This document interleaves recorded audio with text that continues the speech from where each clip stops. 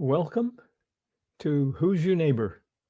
I'm Terry McGill, your host this evening, and I'm going to be coming to you from Portland, Oregon. Our guest will be coming to you from somewhere outside of Seattle, up in the mountains where there's snow on the ground. And I am really excited. I usually am with these Wednesday night Who's Your Neighbor programs because the people are just fascinating. Tonight is Laureli Shimayo, and she is an intuitive eye reader. And it's like, excuse me, what? I want to know more about this. Not only that, but she uses that ability, the science of, the skill with, as a matchmaker. So if you're interested in making a match or making yours better, we'll ask her about that. So let's welcome Laureli to Who's Your Neighbor? Hello. Hi, Terry. I am just really excited about tonight because I love learning more. And you have number one, I didn't know there was anything such as I knew about the science of, the parts of your eyes and areas and meaning things, but I've never heard of an eye reader. And matchmaker, I can remember one of my most favorite movies, right up there at the top, along with Sound of Music, was Fiddler on the Roof. Matchmaker, matchmaker, make me a match. I won't do that anymore. So tell me, how do you do eye readings? Well, maybe I first want to say that really we all read eyes all the time, and we're all matching ourselves based on eyes, and we simply don't realize. So a way that everyone can get a sense of that is if they imagine, right? When you've seen someone with dark sunglasses and you can't see their eyes, there's so much missing. And as soon as you see someone's eyes, there's so much there, where we all pick up so much about each other through our eyes all the time. Right? So I'm doing what we all do. I just use a set of archetypes to describe what it is that we see.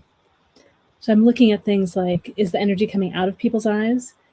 Are their eyes pulling more of the energy in? Do their eyes move? If they move, do they move angularly? Or do they move in swirling patterns? No? Are their eyes not moving at all?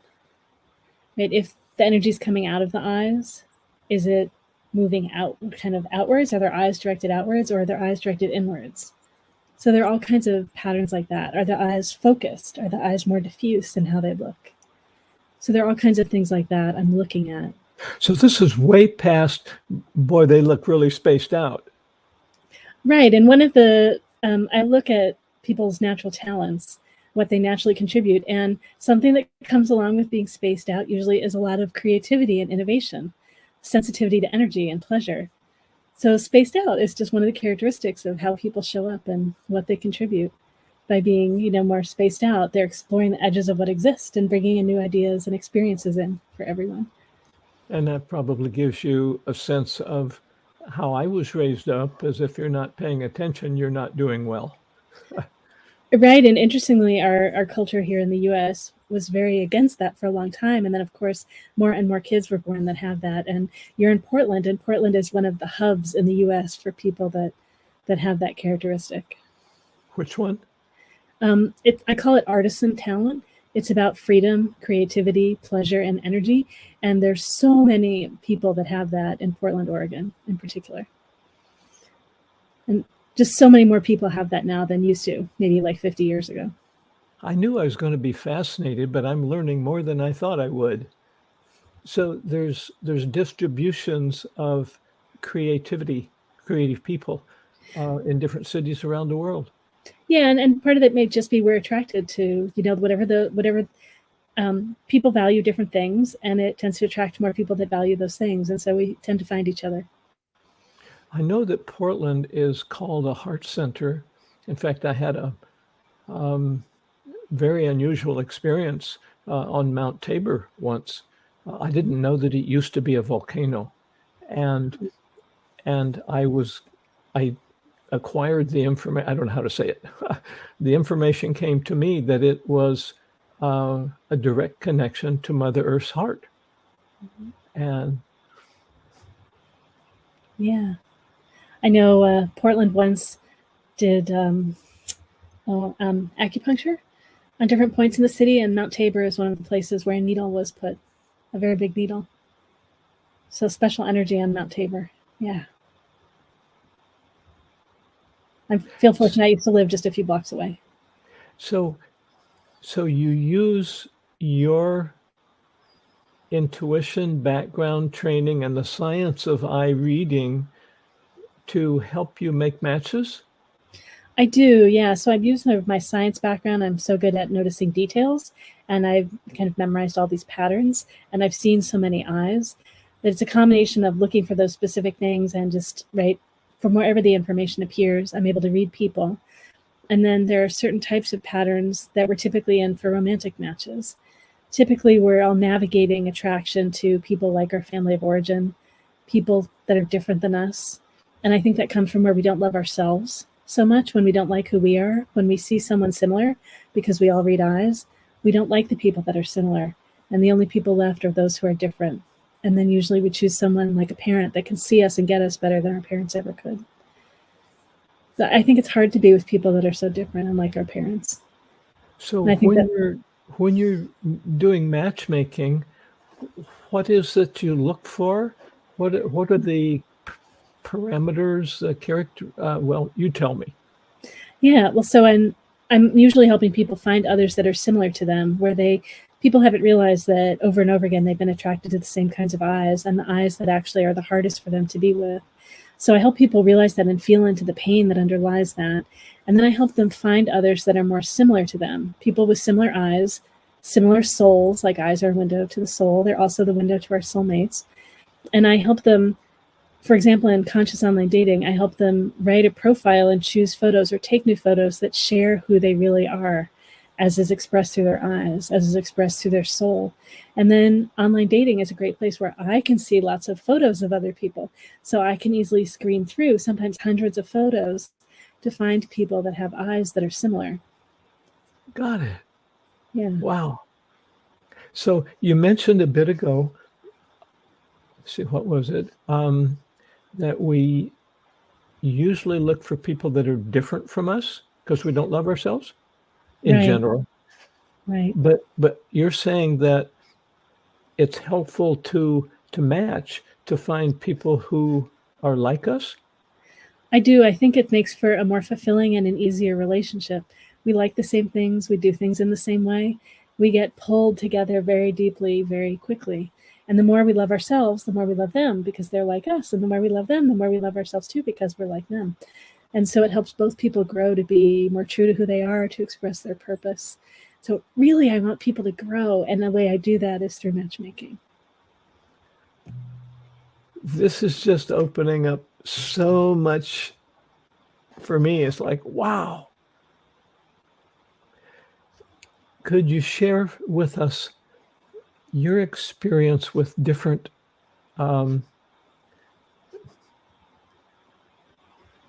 the different groups of people, perhaps? You were talking about archetypes. Would that be like different?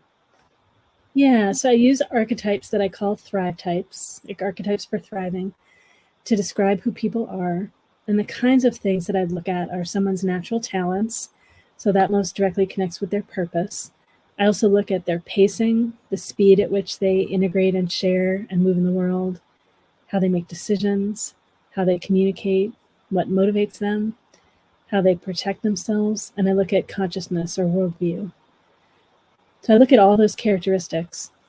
And when I'm matching people, I want to find people that are similar worldview, so generally similar in terms of their growth.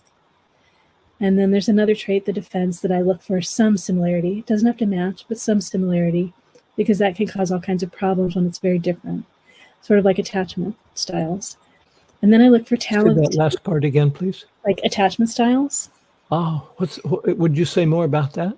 Well, I look for people that are similar enough so that when they have opposite styles, whenever there's a small problem, it grows into like a great big problem very quickly if they're very different.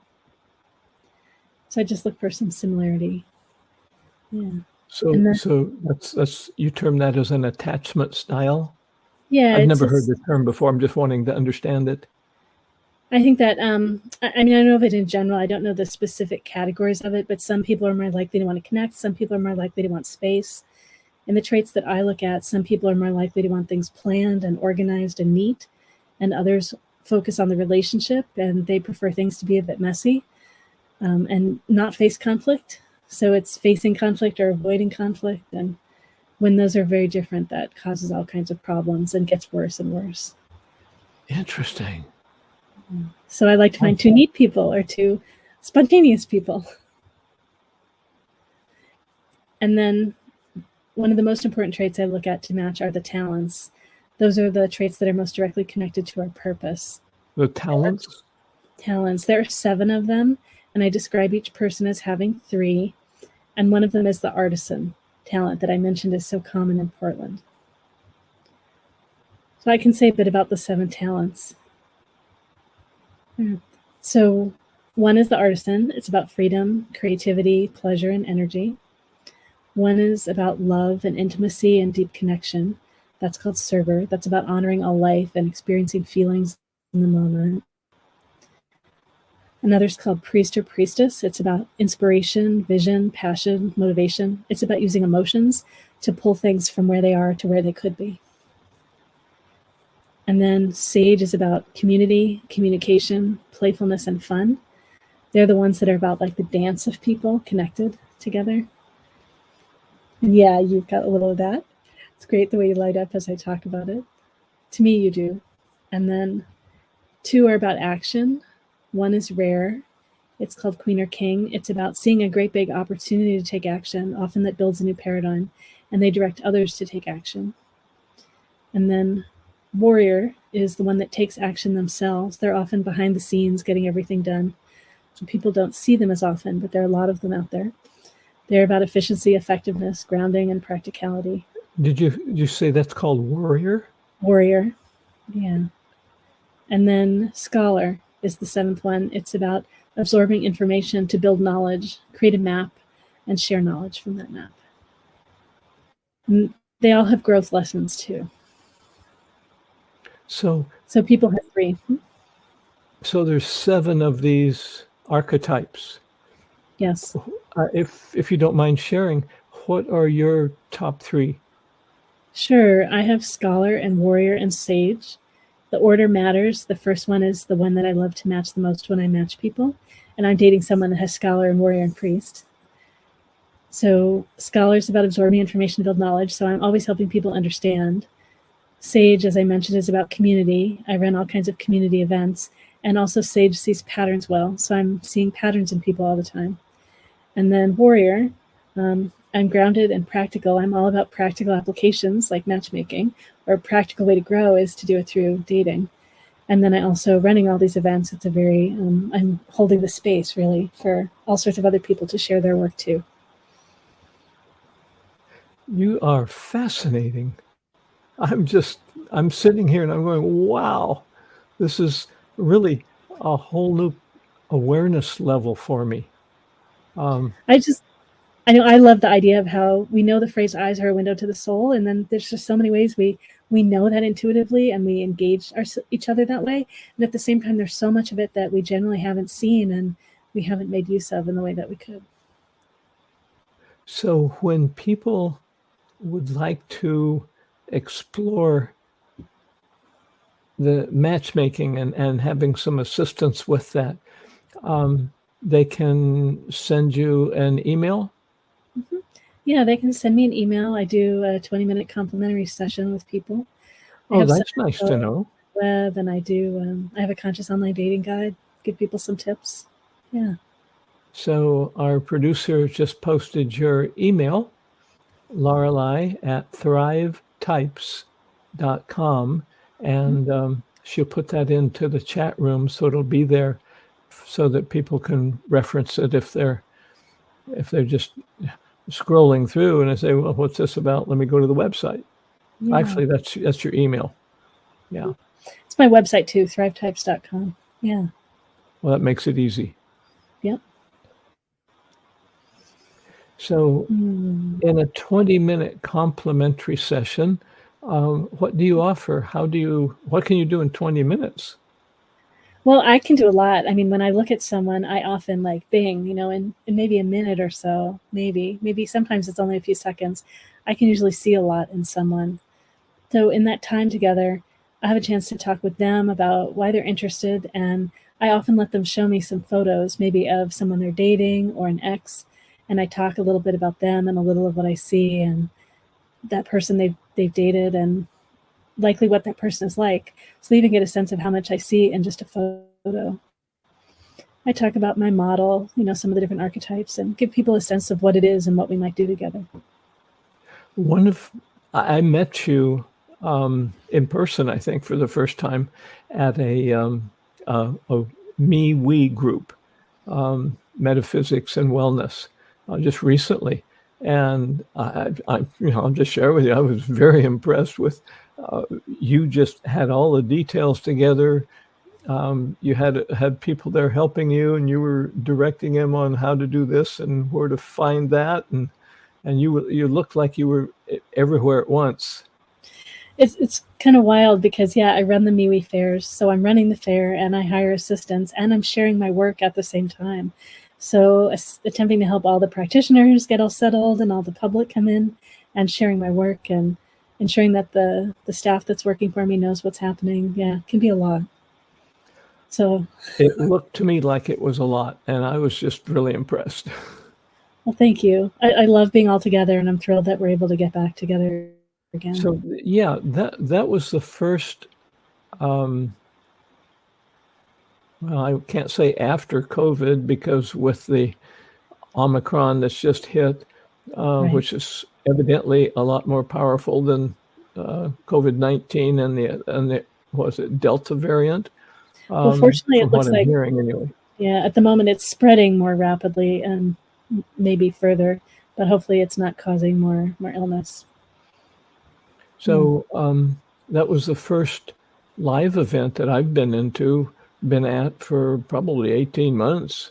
Right. It was the first one I hosted since the beginning. Yeah, I think the second to last one I held was in Portland, and then the first one opening again was in Portland. Yeah, I remember several of the groups that I work with were at the last one that you did in Portland, and they said, we didn't have time to breathe. It was back to back, stacked up people.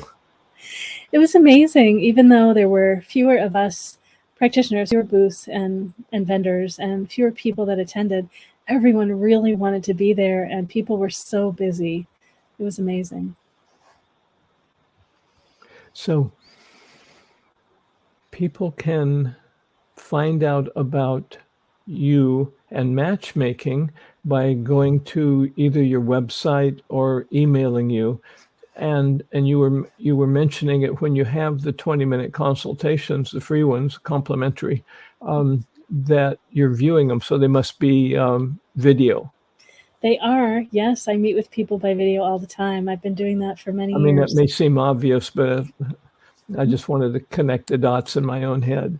Yeah. And I share some of my handouts with people, my slides. So it's, as you've heard me share about it, there are a lot of different archetypes. So I want people to have different ways of accessing that, to understand and know they'll have materials to refer to. So if they want to browse your website, they'll pick up more information about this. Yeah, there's a lot there. Thrivetypes.com. I talk about all the different archetypes that I have, and I have a page dedicated to my matchmaking work. Wonderful. Is there anything there about MeWe? Not on that website. However, mewefairs.com is its own website. That's MEWEFAIRS.com. I've started doing online fairs about a year before COVID happened. So I already was getting set up to do online fairs, and then finally everyone got online. So the online fairs have been growing. And in addition to that, I now have panels online where we answer questions from the audience. We have learning circles, practice circles, training panels, all kinds of different things. We've opened things up as more people are online and more people are interested. Wow. You're busy as I am. And I can't keep it all together. I'm not as organized as you are. So, Do my eyes tell you that? well, it makes sense to me that you would be interested in a lot of different things. You might have that artisan talent yourself. How does that sound to you? Freedom, creativity, pleasure, and energy? Well, what immediately came to my mind was I designed, built, and flew radio control model airplanes for about 30 years. Yeah. Um, People with artisan are often inventors. I'm imagining the three talents that you might have. I'm not sure of the order, are artisan and scholar and sage. So artisan and scholar together is often an inventor of new ideas and then also technology together. So model airplanes, it has some technology and then elegance and beauty and and in addition, my major passion was some of us, a small group, flew them off water. So they were seaplanes. Well, actually, technically, they were either float planes, which is a land airplane that you put floats under, or some of them were flying boats. And yeah, it's amazing. I think about it. I spent 800 hours building one. Wow, such patience too. Yeah, it took 3 years. It was the most complex thing that I've ever done. Yeah. Did you But did you looking always back choose to you- planes? Pardon? So how much did you choose planes that were beautiful and how much that they had function that you were really interested in? For me, functionality comes first. And the beauty for me, I was up at 6 a.m. one day on a reservoir on the backside of Mount Hood, and it was so calm. And the most beautiful thing for me was watching this rather ugly airplane that I was flying. I mean, it was not a beautiful airplane, but it would come down and it would kiss the water with the floats, not settling in, keeping speed up. So it was skimming across the water and then it would take off again. I would make it take off again. So control. I noticed one thing about that was I was really into control, and you have to be. I don't fly anymore because I had several concussions, and you have to hold your focus on that airplane, because if you lose your focus, crunch. It sounds And like it was probably a meditation for you, even though it wasn't set up to be that. it was. I didn't understand that, and as soon as you said it, it was like, why didn't I realize that?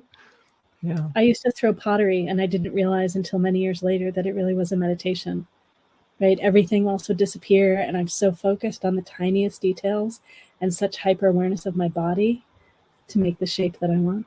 Yeah. I've watched potters. It's like, wow. It was like watching Yo-Yo Ma play the cello. I saw him in person when he was in Portland once. He closed his eyes and he's playing this rather complex piece with his eyes closed. And I made a mistake. Out loud, I said, I forget what the words were, but they were loud enough that my wife said, shh, because I was interrupting other people's enjoyment. But I was just totally amazed. I'd never seen anybody that could do that. Yeah. So what He has kind artisan too. is that the artistic trait? It's artisan too. Yeah. So there's all the different senses, like hyper awareness of all the different senses. And so, yeah, he's connected in so many ways to what he's doing. How many years have you been studying eyes? Oh, a little over 15 years. And it's really been like my full-time passion for so long.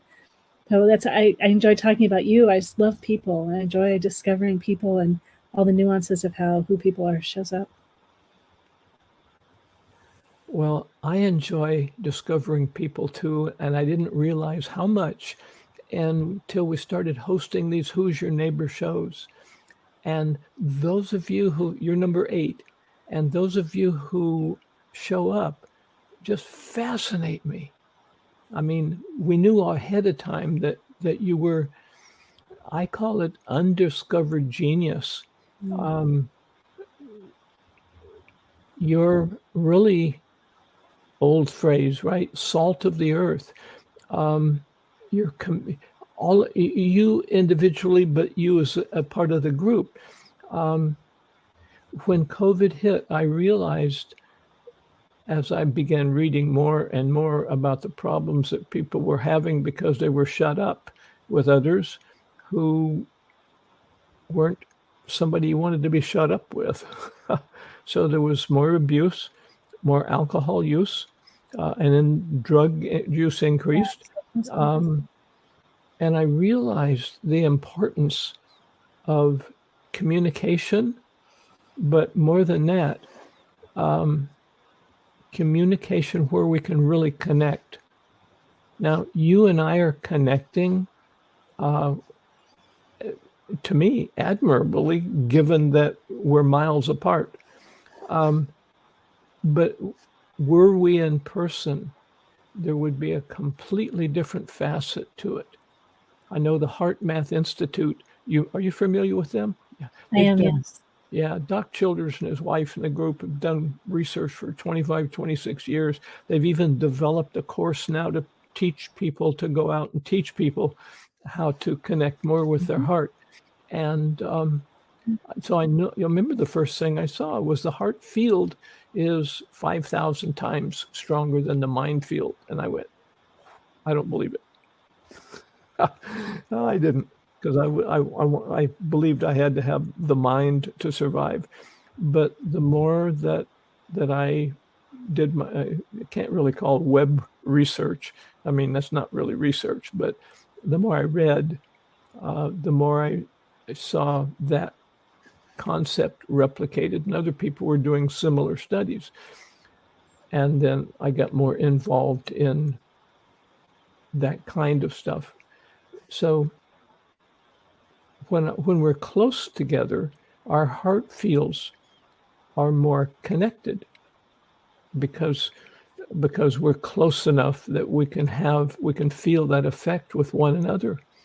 A physicist, Dr. Rulin Shu, has been doing some research and has co-written 2 books with Dr. and Master Zhigang Sha about, they title them Tao Science, the science of Tao. And from a physicist, I mean, she's a real live physicist. When she talks math, I'm lost, but she breaks it down, and there's a term that I love, quantum entanglement. So at the heart level, we have to be within a certain number of feet or meters. For the rest of the world, we talk about feet in the United States. Everybody else is going, those are where you wear your shoes. We talk about meters. But in physics, we're quantum entangled with everyone, everywhere, all the time, although there's no time or space. So, I can feel the degree of quantum entanglement that we have right now, and did this morning on our call when we were talking about what we would talk about tonight. And I'm just so glad to have you as a guest here. So over in the chat room, all of the viewers live or in the future can find out how to get a hold of Laureli. Go to her website, which is Thrive Types. Is that hyphenated? It's not thrivetypes.com. Just go to www if you need that with your computer. I don't think you need it anymore. Thrive, there it is. So it's the last part of her email address. Ignore the Laureli at, that would be email, and go to thrivetypes.com. You can also send her a text at the number on the screen and in the chat room. But my experience, because I love going to people's websites and finding out more perspective on them before we have the show. And I just I was just realizing I spent more time than I should have that day because I had tasks that got put off. But Laureli, I thank you for spending the time early this morning and now, and I know I'll see you around again. Thank you so much, Terry. It's been lovely being here. Thank you so much. And for our listeners, watchers, both, we were speaking a bit, very briefly, about something called, the correct term for it is Tao Healing Hands.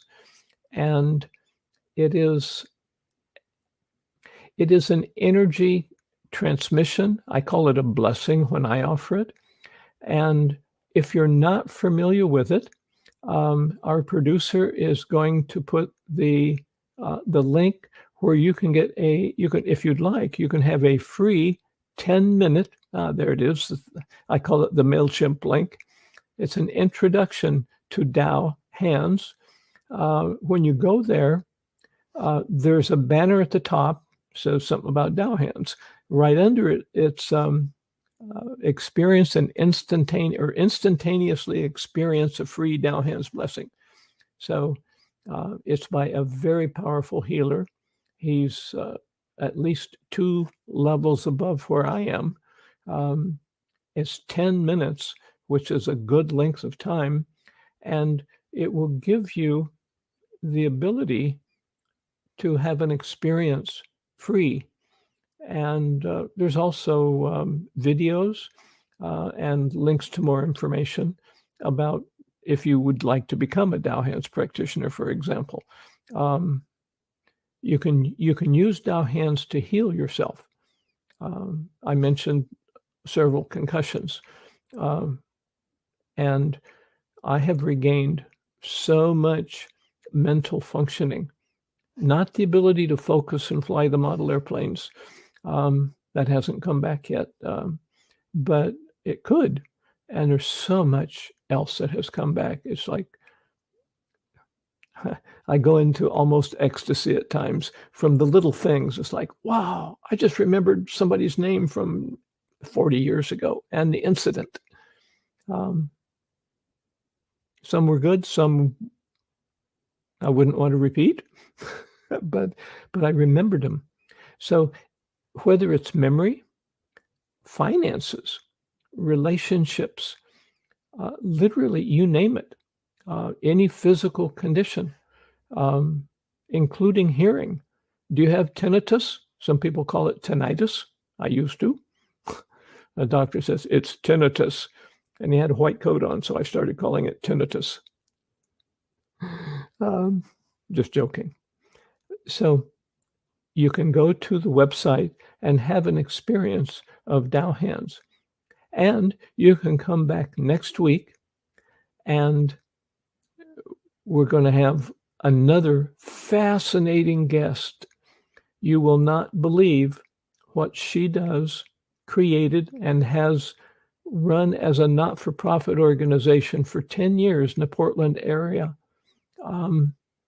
from a bicycle. Special bicycle, yes. So until next week, who's your neighbor?